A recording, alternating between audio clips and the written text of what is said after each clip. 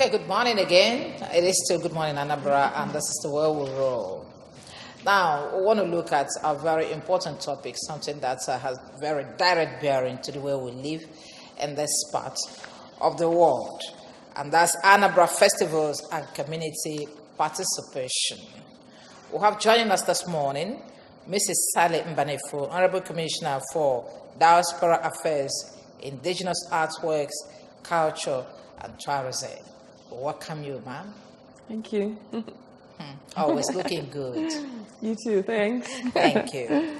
And seated very close to her is Mr. Mike Ubimeze, a public affairs analyst. Mike, you welcome. Good morning, viewers. Okay. You have heard it. I'm now stay here with Dave. Welcome again. Okay. Anambra festivals and community participation. Culture, they say, is a way of life of a people.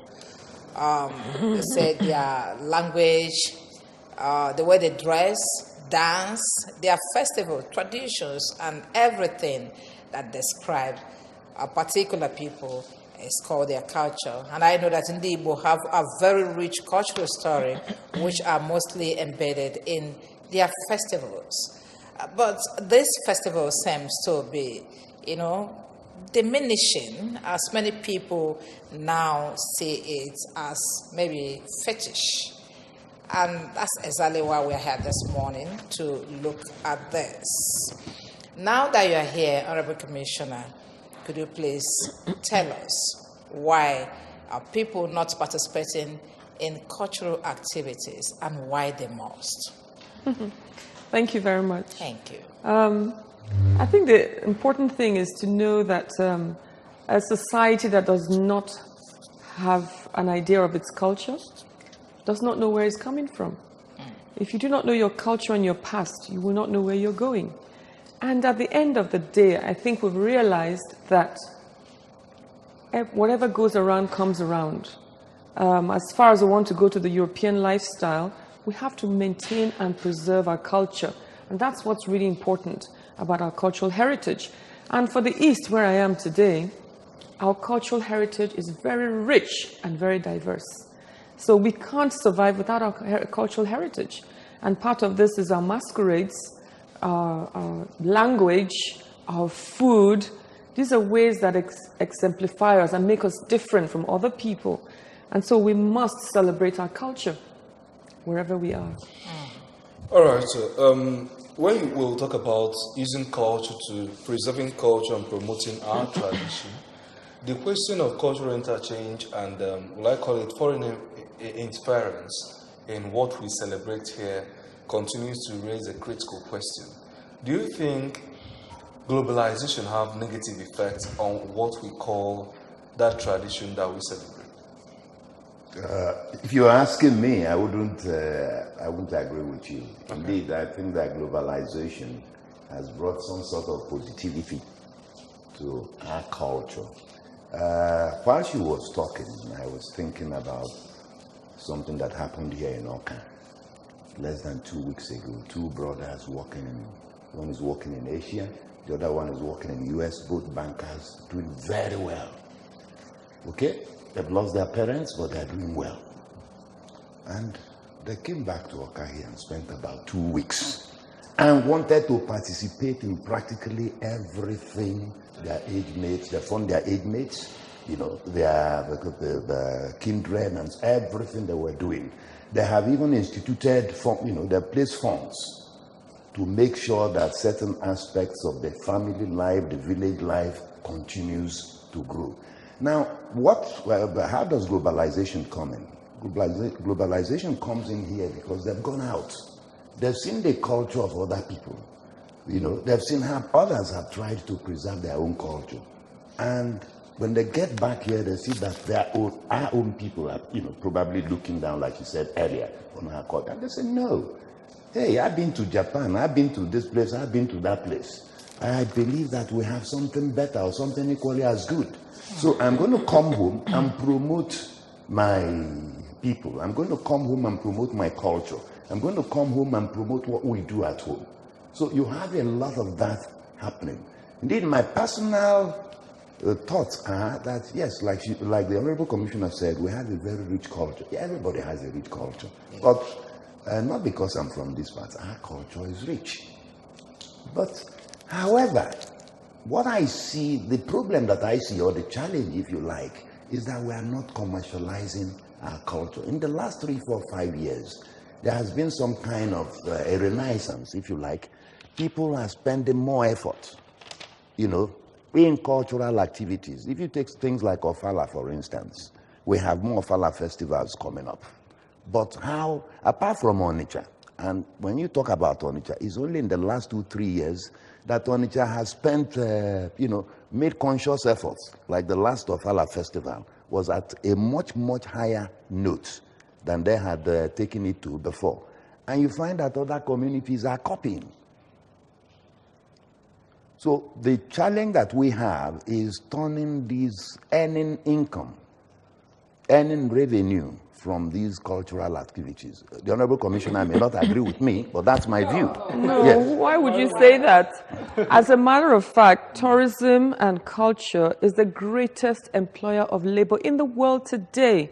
One of the biggest assets that we have for culture and tourism is that it creates jobs. Countries like Gambia have about 17.7% is the contribution of tourism to their GDP. Countries like South Africa, tourism is contributing 9.9% to their GDP. Countries like Egypt, over 13% is the contribution of tourism to their GDP. So it is the greatest employer of labor. One in every 11 job is hospitality related. His Excellency, the Governor of Anambra State, has done so much to promote and project Anambra State to the global world. So, standing on what you said now about Gambia and so many other nations, how do we promote our culture in Anambra State, at least to make the work of the governor easier and then project our own culture? Well, the truth is that the governor has made our work easier. His Excellency, the minute he appointed me, gave us approval, first of all, to upgrade all our tourism sites. If you go to Owerri Zukala now, it's different. You go to Obunike Cave, it's different. Again, he gave us approval last year. We launched the maiden edition of the Homecoming Festival. And that's all about all our festivals. We had carnivals, we had Ofala Festival, with the Yam Festival. There's so many festivals. Every community in Anambra has a festival. And His Excellency has been so good because he appreciates the essence of culture. Homecoming Festival, what does that mean? Homecoming is also encouraging our diaspora. We're in charge of diaspora. Yes. To come home. Come home, Akuluno. Okay, talking about that Homecoming Festival, there were emphasis by your ministry last year to help communities market what they will be celebrating in that period. Yes. Beyond the Christmas period, beyond the celebration, the Yuletide, what has happened? What is the ministry doing to ensure that the success, if there were, of that period are sustained beyond that celebration? You remember that even after the Yuletide, there have been several celebrations across communities. We have the Ofala Festival from Onitsha. He mentioned Ofala Festival from Onitsha, where I come from. You have the Ovala Festival, which is in Agulere. You have the Ede Festival, which is in Abagana. You have the Igu Awo Festival as well. You have so many festivals in Enuguku. You have the Nwafo Festival in Ogidi. There's so many festivals. But what is important is that the ministry is part of it. Our job is to encourage these communities and also to help them promote it. And that is why you find us, we attend all these. So how far have you gone in this? Well, how far we've gone is that we have produced, for example, what you call a calendar of festivals. This is one of the assignments I gave my people. And we're going to have it electronically available for people. But people will now have a calendar that tells them every day of the year when we have major festivals, so that they can plan, come on vacations at those periods. Because we're trying to woo our diaspora to come back home. And these are some of the things we're doing. And then how far have you gone in sensitizing the communities about this festival? Is everybody aware that they need to submit their We're promoting it. We announced it on ABS for them to send us, a month ago, for them to send us the festivals, carnivals, the relevant ones that can attract footfall. For people from other, as you know, I've come from various parts of Nigeria, so I bring people from everywhere. And that is what we want, to bring other Nigerians and Nigerians abroad to Anambra in major parts of the year. Like right now, we have a festival going on right now, Okay, that's very good. All right, so I'd like to thank you. I stay here with Honorable Commissioner for Diaspora Affairs, Indigenous Artworks, and Culture and Tourism, being helped by Mike Ubimeze. So let's go on a very short break. We're coming back shortly.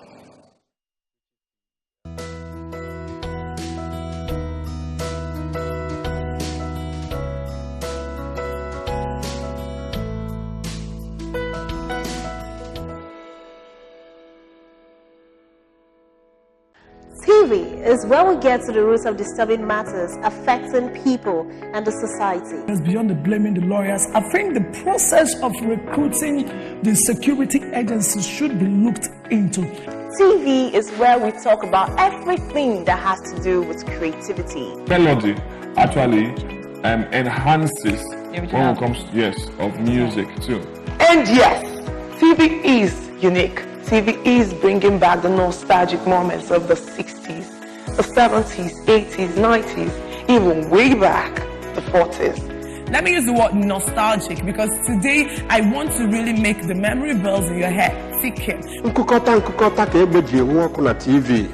Ya bụ n'oge okwu akpụ n'ọnụ ka anyị na-eweta okwu dọrie ya dọwa ya agba. Ibe na-ese okwu n'obodo ịchọba onye eziokwu ya achọ onye ọzọ.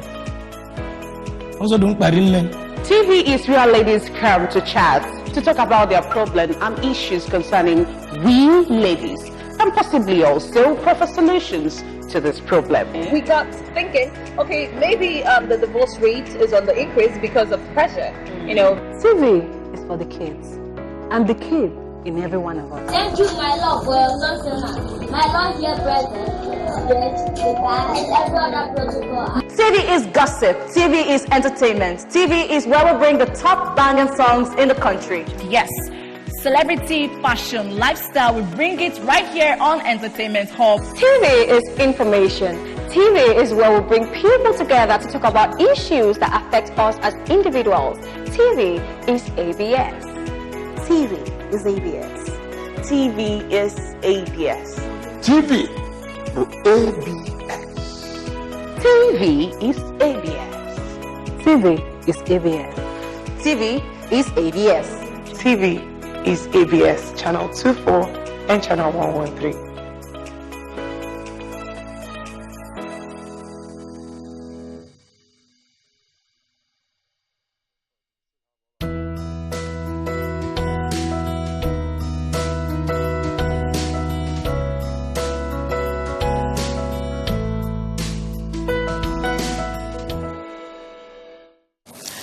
Good to have you back.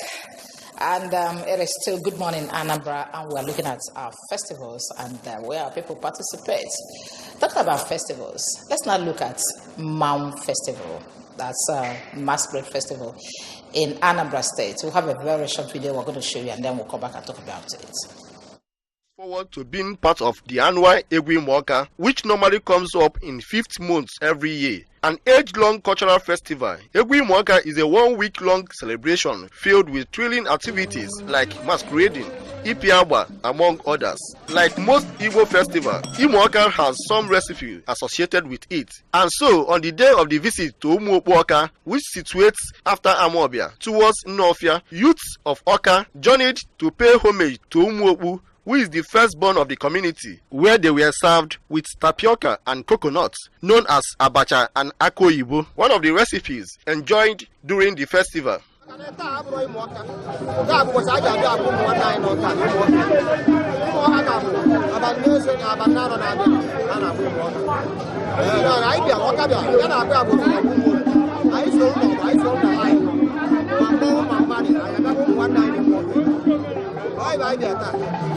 Ibe anyị na-eme kwa arọ bụ anyị na be anyị bụ ibe wee na-egochi na ewere obodo n'owo omenala ka anyị na-eme anyị na-ewu na-asụ enwe ọka na-asụ enwe ibe ka obi ọrịa abịa mbe.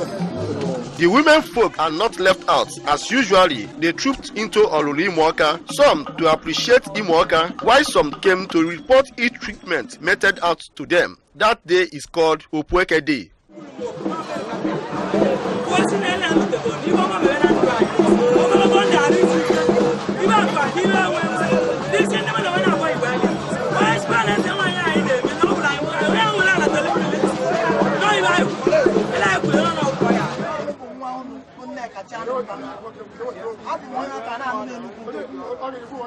Last year, welcome when I'm here in my person.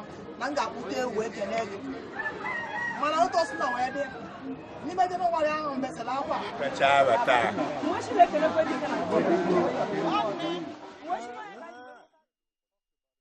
Okay, we welcome you back after watching that video on Imoka, and you saw the last aspect of that video. Perhaps that's why people are calling for the ban on it, thinking that it's very fetish. I don't know. It depends on what you believe on. But I know that Mike is here. He's a man, and not just a man. He has come of age. You will tell us exactly what is going on there. And do you think that this aspect of this masquerade should be banished? No. Okay, first of all, let me look at the fetish angle, the fetish points of perception. The festival is broken into several days with activities marked out. The last clip that we saw where the lady brought a goat and so on and so forth, that's maybe what some people may consider fetish. I don't know what is fetish about that. You take goat to church. On Harvest Bazaar days, people carry goat to church. So somebody tells you, because I am doing it in Oka, my place, it becomes fetish. But in this same Oka, or in Aguleri, or in Newi, when you go to church on Sunday, Bazaar day, you tie a rope to, tie a goat to, and you take to the Reverend Father or the Bishop or whatever. Now, if you look at one of the gentlemen, one of the chiefs that was shown, you will see he was wearing horns. Some people will look at that and tell you, oh, because it's traditional, whatever. That's in Pimbada. It's animal horn. There's nothing fetish about it. It's just part of our culture. So why that wrong perception? Is it that we don't understand what's culture and tradition? We've not been able to separate it from the realities. Is that why we call it fetish? No, I wouldn't say that. Anywhere you have an issue at all, there will be people who will perceive it from a different angle. It's just like this story about 6 and 9. Okay, but depending on which standpoint you're looking at it. You see 6, it looks like 9. So all right, now, yes. Growing up in my village as a young girl, I saw masquerades wear number tags in their chest and behind them. Yes. And when I asked, they say it's for proper identification, to be able to single out that masquerade that will molest an individual. You understand? Yeah. And looking at what is happening now in some of these festivals, like Gidi, during one for festival, Imoka, and recently what we heard from Okija. Don't you think we can go back to that to identify this masquerade properly, and perhaps that I'm coming to you, Commissioner, and perhaps that will help to stop this kind of molestation. What is your ministry doing about that? Well, what I believe is that we can make these masquerade festivals competitive. Make them competitive. You reward them and create incentives for the best behaved. The best behaved masquerade will get a prize. The best performance will get a prize. And the costume, you reward them for taking the trouble to design the most dramatic costume. So encouraging them and giving incentives is what we'll do to make them know that being of good behavior, you'll benefit and get a prize for that. Secondly, as a ministry, they should invite us so that we attend these events so we can see how they conduct themselves. So these are some of the things. Sorry, if I may comment, you remember you mentioned the Iguaro Festival, which is a very, very important festival in Igbo land. The Honorable Commissioner talked about competitions. The Iguaro Festival involves competitions between masquerade groups. Okay, and it goes on, I think, for about one native week or so. At the end of the day, there are rewards. Okay, apart from the fact that there is this satisfaction that you participated in the event. Like you said earlier, it's not really going back. I think it should be going forward, because that number tags and name tags that you mentioned came as a result of people, masquerades not acting, not behaving properly. And as a result of that, some communities, better enlightened and focused in the area of tourism, decided to make sure that masquerades have identities. So I think the way forward. I think it's very important. Very important. Yes. We're running short of time. In addition, I just would like to define what masquerades is all about. It's a theater. It's supposed to be a theater to entertain people. And so we must be part of it and encourage them, because that is a kaleidoscope of colors. The people will say, wow, is this what Anambra is all about? So people have to celebrate our culture. That's exactly what I want to find out from you finally, because I know so many communities have different festivals. Yes. Look at it. This one is Ijele. This one is Ijele. Or we have another one, Akuna Chenyi. There's Zaga. There's so many of them. Obuma. Okay, so what is your ministry doing to bring all this together, especially for those of us that are coming back? I mean, people that are coming back for Christmas celebrations, to be able to enjoy this rich festival of Anambra State. Well, the most important thing is that we're helping them to promote it. Last year, during our homecoming festival, we launched a diaspora portal. So we want to use the social media to promote this festival. And so people out there, diaspora portal now? Well, people are getting to. We're trying to make it known to people. So we communicate it out to people, and people like you will help us to promote it. We need the press to help us. And that's exactly what we're doing now. Well, thank you very much for coming. Thank you, Honorable Commissioner for Diaspora Affairs, Indigenous Artworks, and the Culture and Tourism. Thank you. Mrs. Sally Mbanefo. Thank you very much for coming. It's always a pleasure having you here. Same here. Thank you. Thank you. And Mr. Mike Ubimeze, Public Affairs Analyst. Thank you for joining us this morning. Thank you. I've been around with Dave Okwasile, and I'd like to thank everybody that made it happen this morning. Don't forget that we are coming back in a very short while.